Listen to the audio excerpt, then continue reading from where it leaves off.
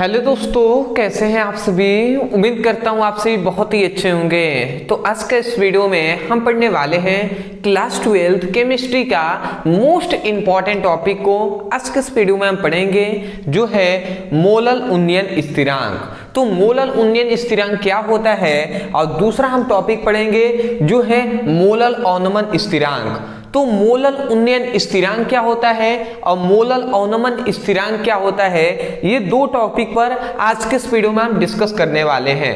यही दो टॉपिक हम जानेंगे कि मोलल उन्नयन स्थिरांक किसे कहते हैं और मोलल अवनमन स्थिरांक किसे कहते हैं। देखिए, मैं दो ही बात आपसे कहूंगा। सबसे पहली बात, यदि आपको परिभाषा इसी वीडियो में याद करना है, वो भी समझकर, तो वीडियो को अंत तक जरूर देखिएगा। आपको बहुत ही आसानी तरीके से इसी वीडियो में याद हो जाएगा। तो चलिए हम स्टार्ट करते हैं और समझने का प्रयास करते हैं। तो देखिए, फिलहाल आप इतनी बात जानते हैं कि विलियन हम चैप्टर पढ़ रहे हैं। अब विलियन चैप्टर 1 है, आपको ये बात पता है। विलियन जो चैप्टर है चैप्टर 1 है, ठीक है। और क्लास 12 केमिस्ट्री का हम पढ़ाई कर रहे हैं, जिसमें हमें क्या पढ़ना है, मोलल अवनमन स्थिरांक पढ़ना है। एक और बात आप याद रखेंगे कि ये जो विलियन जो चैप्टर है, इसका बहुत सारे वीडियो हमने लगभग बना दिया है। ये लगभग ये अंतिम वीडियो है इस चैप्टर का, ठीक है। तो मैं यही कहूंगा, अगर आप बेसिक टू वाई पढ़ाई करना चाहते हैं, डिस्क्रिप्शन बॉक्स में लिंक है, आप क्लिक करके पढ़ाई कर सकते हैं। चलिए हम आगे बढ़ते हैं। देखिए, मोलल उन्नयन स्थिरांक किसे कहते हैं, इसको समझने के लिए पहले यहाँ पे आप समझिएगा। देखिए, हमें क्या करते हैं, मोलल उन्नयन स्थिरांक किसे कहते हैं। तो देखिए, जो हम सबसे पहले 1 kg विलायक लेंगे, 1 किलोग्राम क्या लेंगे, विलायक लेंगे। आप बात को थोड़ा सा समझेंगे तो ही समझ में आएगा। हम देखिए यहाँ पर 1 किलोग्राम क्या हम लेते हैं, विलायक लेते हैं, ठीक है। हमने कितना ले लिया, 1 किलोग्राम हमने विलायक ले लिया। तो जब हम 1 किलोग्राम विलायक में हम क्या फिर से घोलेंगे, हम अवाष्पशील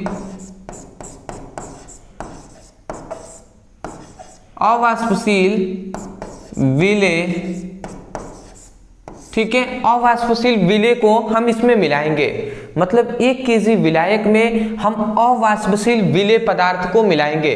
परंतु इसका एक क्या है, एक वो है, एक मात्रा है कि हम कितना मिलाएंगे, हम 1 मोल मिलाएंगे। कितना, 1 मोल, ठीक है।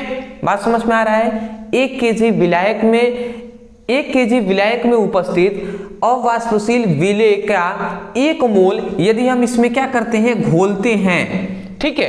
तो क्या होता है, जैसे ही हम इसमें घोलते हैं तो ये जो विलायक है, तो विलायक के क्वथनांक में, जो विलायक है तो विलायक के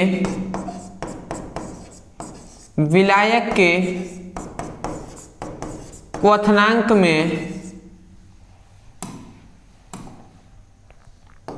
विलायक के क्वथनांक में जितने की वृद्धि होती है, विलायक के क्वथनांक में जितने की वृद्धि होती है, तो उसे ही हम मोलल उन्नयन स्थिरांक कहते हैं। बात आपको समझ में आया होगा, ध्यान से आप समझेंगे। हमने क्या कहा, विलायक लिया है। अब विलायक कितना होना चाहिए, 1 किलोग्राम होना चाहिए। तो हम यही कह रहे हैं कि 1 किलोग्राम विलायक में उपस्थित अवाष्पशील विलेय पदार्थ का 1 मोल घोलने पर विलायक के क्वथनांक में जितने की वृद्धि होती है, उसे ही हम क्या कहते हैं, मोलल उन्नयन स्थिरांक कहते हैं। बात समझ में आ गया ना आपको, ठीक है। तो ये बताइए, आप परिभाषा लिख लेंगे या नहीं लिख लेंगे। बिल्कुल आप लिख लेंगे।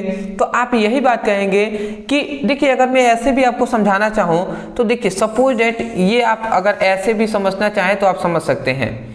देखिए, ये एक बर्तन हमने लिया है, ये क्या है, एक बर्तन है। अब इस बर्तन में हमने क्या लिया है, इसमें हमने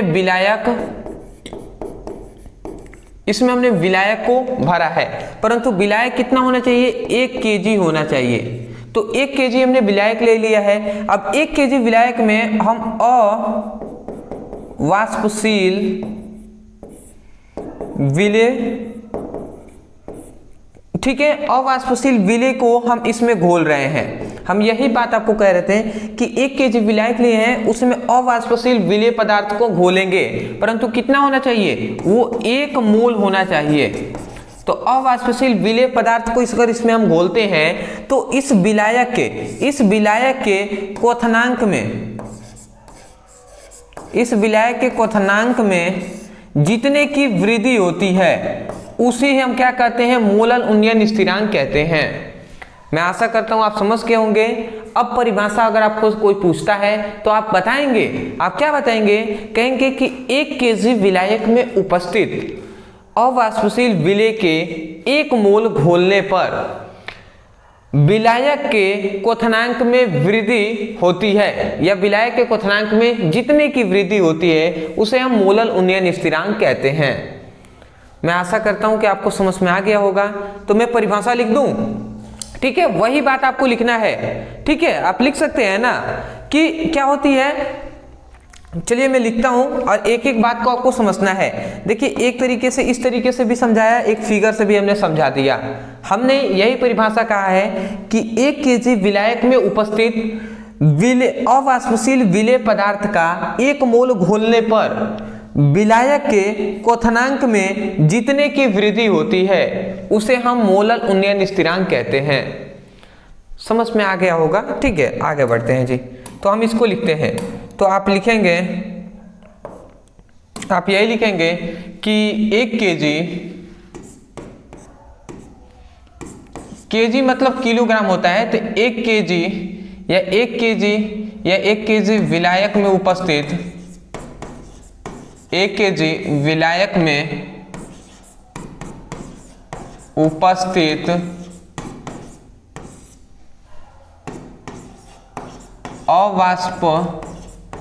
अवाष्पशील विलेय के 1 मोल घोलने पर, विलेय के 1 मोल घोलने पर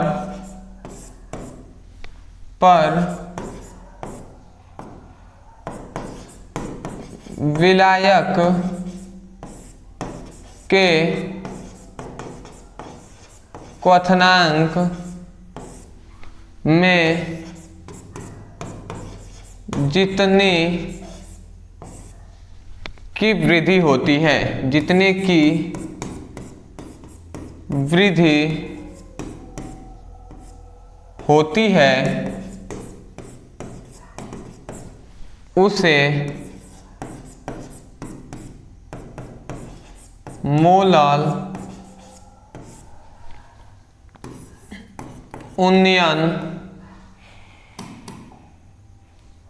मोलल उन्नयन स्थिरांक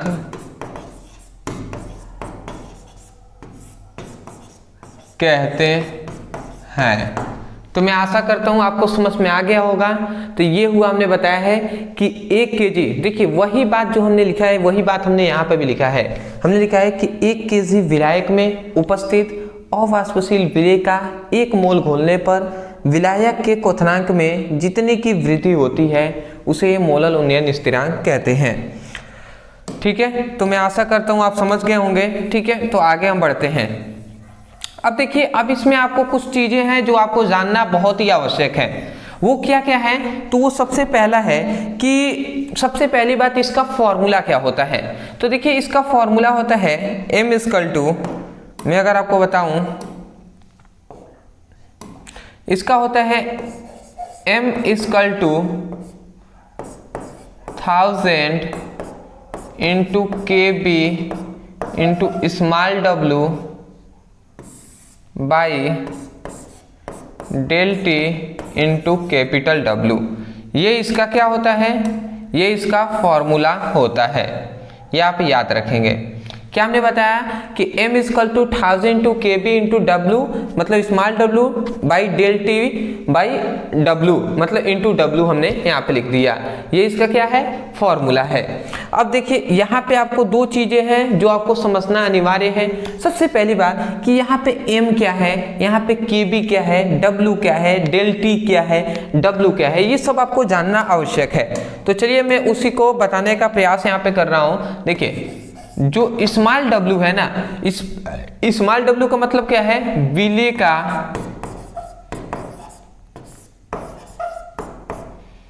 अणुभार है, विलेय का अणुभार है। उसके बाद यहाँ पे kb, जो यहाँ पे kb दिखाई दे रहा है, kb से भी प्रदर्शित करते हैं, k से भी प्रदर्शित करते हैं। kb क्या है, मोलल उन्नयन स्थिरांक है। वो क्या है, मोलल उन्नयन स्थिरांक, ठीक है जी। उसके बाद स्मॉल w क्या है, तो स्मॉल w है जो है विलेय का भार।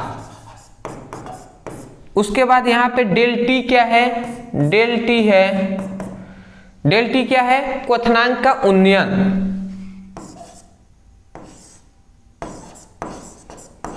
क्वथनांक का उन्नयन, ठीक है जी। और उसके बाद कैपिटल W क्या है, कैपिटल W है विलायक का भार,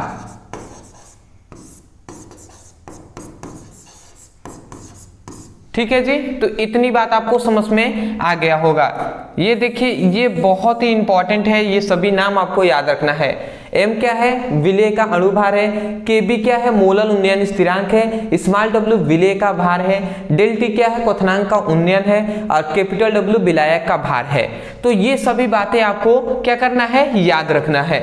तो अभी तक हमने क्या जाना, मोलल उन्नयन स्थिरांक किसे कहते हैं, 1 kg विलायक में उपस्थित अवाष्पशील विलेय का 1 मोल घोलने पर विलायक के क्वथनांक में जितने की वृद्धि होती है मोलल उन्नयन स्थिरांक कहते हैं। चाहे आप स्क्रीनशॉट ले सकते हैं, ले लिया होगा आपने, ठीक है। आगे बढ़ते हैं। अब देखिए दूसरा हमारा टारगेट है जो है मोलल अवनमन स्थिरांक। देखिए ये भी कुछ वैसा ही है पर थोड़ा सा डिफरेंट है, उसको हम समझने का प्रयास करते हैं। देखिए ये हमने एक बर्तन ले लिया। देखिए फिगर बस मैं समझाने के तौर पे आपको बता रहा हूँ, फिगर बनाना ऐसा नहीं है कि अनिवार्य है, बट मैं आपको समझाने के तौर पे बता दे रहा हूँ। ये एक बर्तन है, अब इस बर्तन में हमने क्या लिया है, इस बर्तन में हमने विलायक रखा है, विलायक। परंतु विलायक कितना होना चाहिए, तो 1 किलोग्राम होना चाहिए। बात समझ में आ गया, मतलब एक बर्तन में हमने 1 किलोग्राम विलायक को भरा है, ठीक है। अब देखिए जब इसको हमने 1 किलोग्राम विलायक इसमें घोला है, तो अब इसके बाद हम एक अवाष्पशील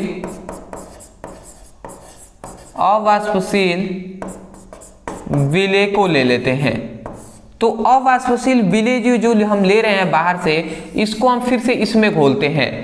1 kg विलायक में अवाष्पशील विलेय को घोलते हैं, परंतु याद रखेंगे इसकी मात्रा कितनी होनी चाहिए, इसकी मात्रा 1 मोल होनी चाहिए। किसकी मात्रा, अवाष्पशील विलेय का जो मात्रा है वो 1 मोल होना चाहिए। तो देखिए जब विलायक में हम अवाष्पशील विलेय का 1 मोल जब घोलते हैं, तो ये जो विलायक है, तो इस विलायक के हिमांक में, इस विलायक के हिमांक में जितनी की कमी आती है, इस विलायक के क्वथनांक में, सॉरी इस विलायक के हिमांक में जितनी की कमी आती है, उसे ही हम क्या कहते हैं, मोलल अवनमन स्थिरांक कहते हैं। परिभाषा क्या कहेंगे, ध्यान से सुनिएगा। हम कहेंगे ऐसे कि 1 kg विलायक में उपस्थित अवाष्पशील विलेय का 1 मोल घोलने पर विलायक के हिमांक में जितने की कमी आती है उसे मोलल अवनमन स्थिरांक कहते हैं। बात समझ में आ गया, ठीक है। आगे बढ़ते हैं, इसको मैं अब यहाँ पे परिभाषा लिखवा दे रहा हूं। आप लिखेंगे यही कि 1 kg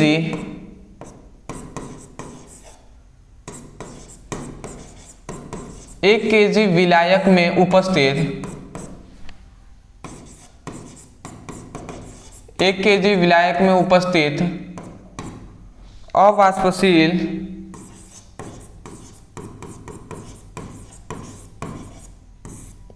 विलेय अवाष्पशील विलेय का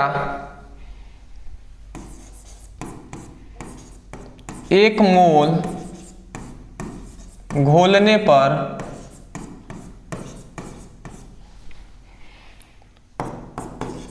विलायक के क्वथनांक में विलायक के हिमांक में, याद है क्वथनांक नहीं हिमांक, विलायक के हिमांक में जितने की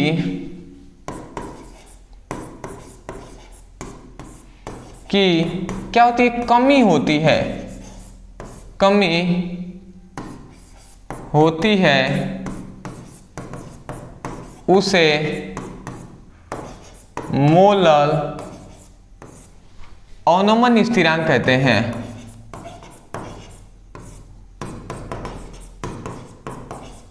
अवनमन स्थिरांक कहते हैं। तो बात समझ में आ गया। यहाँ पे हमने परिभाषा लिख दिया है। हमने क्या लिखा है, हमने लिखा है कि 1 kg विलायक में उपस्थित अवाष्पशील विलेय का 1 मोल घोलने पर विलायक के हिमांक में जितने की कमी आती है उसे हम मोलर अवनमन स्थिरांक कहते हैं। बात समझ में आ गया होगा। यहाँ पे अगर फॉर्मूले की हम बात करें इसकी, तो आपको याद रखना है इसका फॉर्मूला होता है m =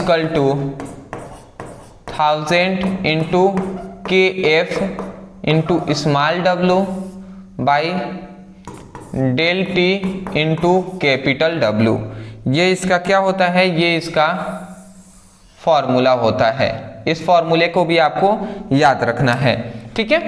याद रखेंगे। m क्या है, अभी हमने सब कुछ आपको बताया भी है। m क्या है यहाँ पे, m है यहाँ पे, m है विलेय का भार। kf क्या है, kf है मोलर अवनमन स्थिरांक।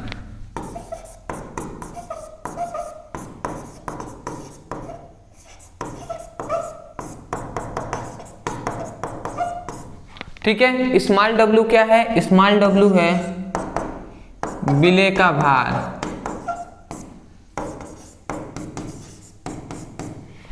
डेल टी क्या है, डेल टी है क्वथनांक का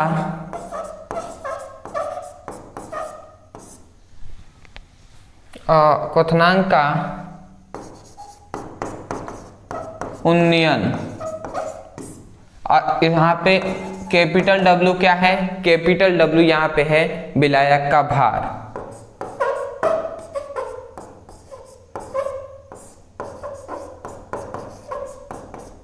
ठीक है। तो इतनी बातों आपको याद रखना है। तो मैं आशा करता हूं कि आपको समझ में आ गया परिभाषा, फॉर्मूला। ये इसका फॉर्मूला का क्या है, कंपोनेंट्स हैं जो आपको बता दिए गए हैं। तो मैं आशा करता हूं कि जो ये मोलर अवनमन स्थिरांक है, इससे पहले हमने क्या पढ़ा, इससे पहले पढ़ा हमने मोलर उन्नयन स्थिरांक। ये दोनों टॉपिक आपको अच्छे तरीके से समझ में आ गए होंगे। देखिए मेरा लक्ष्य यही है कि टाइम लगे बट आपको इसी वीडियो में सभी टॉपिक याद हो जाए। इसीलिए मैं थोड़ा सा समय लगता है बट मैं समझाने का और सिखाने का और याद कराने का पूरा प्रयास करता हूँ। अदरवाइज मैं यही कहूँगा, यदि आपको पसंद आया है वीडियो, यदि आपसे इस वीडियो से कुछ सीखने को मिला हो, तब जाकर वीडियो को लाइक कीजिएगा। चैनल पर होंगे तो चैनल को जरूर सब्सक्राइब कीजिएगा, क्योंकि हम आगे भी ऐसे ही कंटेंट आपके लिए प्रोवाइड कराते रहेंगे। और यदि आप हमसे बेसिक टू हाई पढ़ाई करना चाहते हैं, डिस्क्रिप्शन बॉक्स में लिंक है, आप उस पर जाइए, क्लिक करके अपने बेसिक टू हाई फिजिक्स और केमिस्ट्री की पढ़ाई कर सकते हैं। तो मिलते एक नए टॉपिक के साथ, तब तक के लिए धन्यवाद।